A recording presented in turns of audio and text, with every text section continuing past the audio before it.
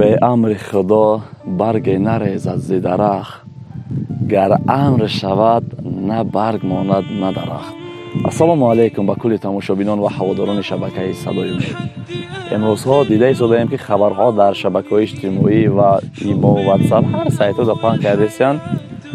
در تاجیکستان زیاده از 100 نفر به هلاکت رسید. بله، شاید که زیاد نه از اون بیماریه که امروز در جهان پخش شدگی است.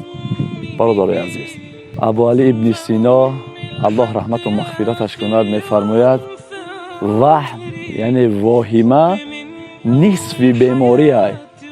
انا امروزها که بیماری در جهان پخش شده و ما واهمش میکنیم نصف بیماری است. انا همین ما و شما چرا انتظار هستیم؟ انتظار هستیم که کی خبر می شود که تاجیکستان همین بیماری داخل شده. همین را انتظار هستیم. های بگذار که نه داخل شد. یعنی که از مرگ می ترسیم. خیلی مرگ آمد.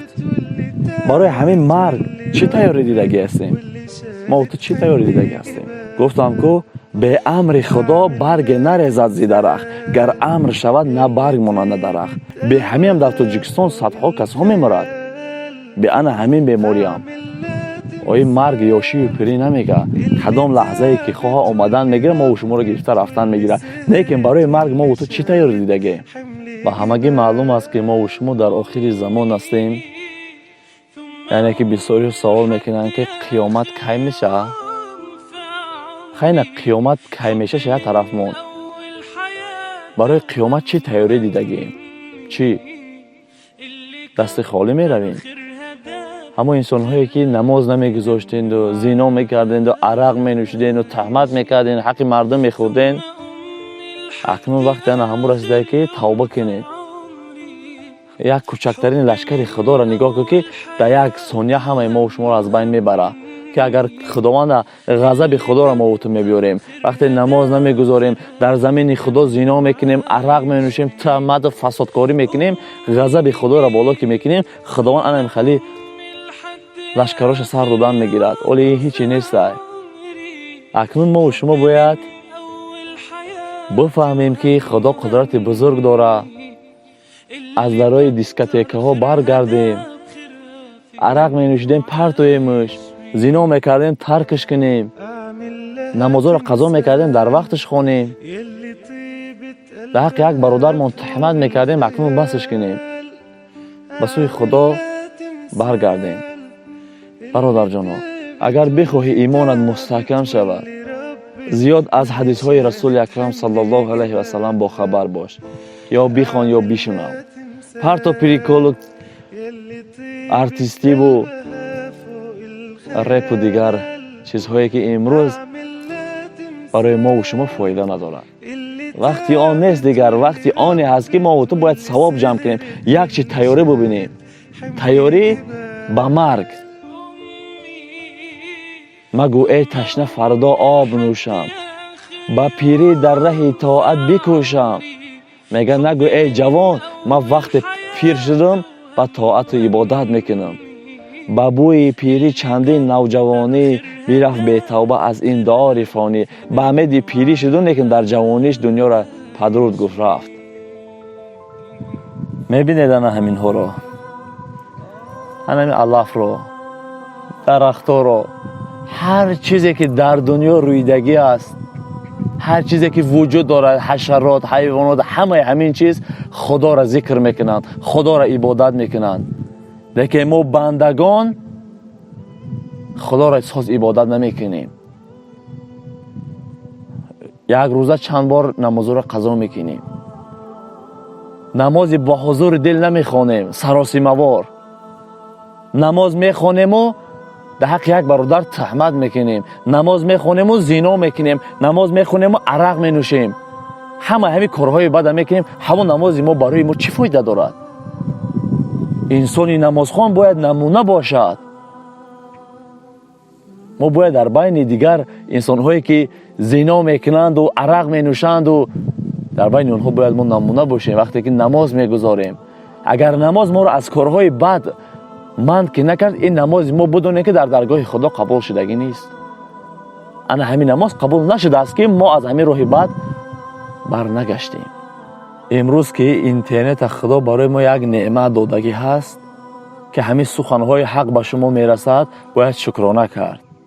هستن بسیاری از شخصیت ها که میگن در کاورهای ویدیو دیگرگون مینویسی، داخل میشوی دیگر چی است. البته برادر، شاید که بعضش همین خیلی باشد، اما ایرا برای جلب تو هست، برای انا همون دل سنگین تو هست که امروز از سخن حق به خبر ماندگی هستی که همون خیلی مینویسم برای همون سبب میدروی تو که دنبال چیکار باشد. بعد درون میدروی که یک سخن حق میشنوی. اگر ما از اینجا نویسیم که یک قصه تربیوی کسی تماشا نمیکنید، بگذار برای ما هم که فایده باشد، یک قصه شما نمیرود، لیکن برای شما هم فایده هست برادر جانو، برای شما هم همین چیز فایده هست. شما در کاور ویدیو چه کار دارین؟ شما در هر چیزی که نزدیک باشه شما در چی ضرر میرسوند؟ چی ضرر میرسوند؟ شما در او کار نگیرین، شما داخل ببینین که در اونجا چی گفته هستین، از او چی تربیت چی فایده گرفته هستی.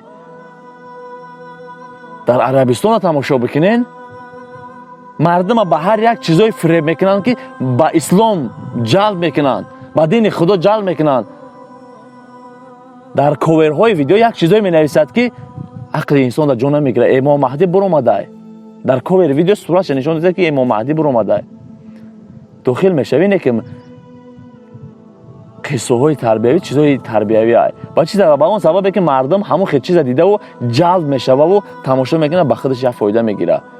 نخواه که ما و شما خداوند اینقدر زیبا آفریده ایمون، اینقدر حسن داده ایمون، دست گیرا پای روان همه چی خدا نعمت برای ما و تو داده است. همین قدر میوجات، لیکن قدر یک انا همین علف رو نداریم. چنین انا یک علف ما ذکر خدا رو نمیکنیم که از همه چی خدا میگه من زیبا انسان آفریدگیم، چی باطن من باشد چی ظاهر من. خدا ما را زیبا آفرید، خدا ما را حسن داد، همین چیزی که در دنیا میروید برای ما و تو آفرید. لیکن امروز ما و تو شکرانه خدا را نمیکنیم، شکرانه همین نعمت های خدا را نمیکنیم. همین چشمای ما یک نعمت بزرگه که خدا ما را برای چی بینا کرد که ببینی حقیقت ببینی. دستای ما برای چی قدر سالم است که بر درای حقیقت خدمت کنی.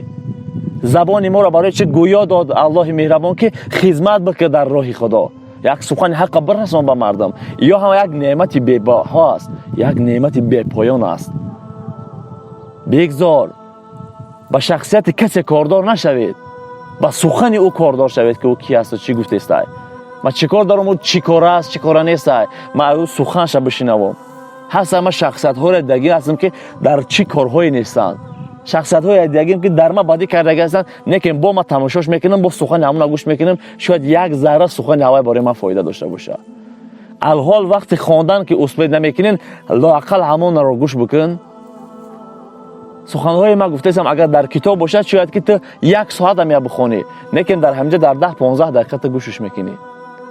بازم میگویم اینترنت برای انسانی با عقل علم میتید، برای انسانی جاهل او را همون قدر گمراه میکنه. از این نعمتی به پایان دستکشی نکنین. این اینترنت یک نعمت به پایانه برای انسانی با عقل. خب خداوند هر یکی ما و شما را نگهبان باشد. در حق دوستتان صدای امید، در حق وطن با دعا باشین. فی امان الله.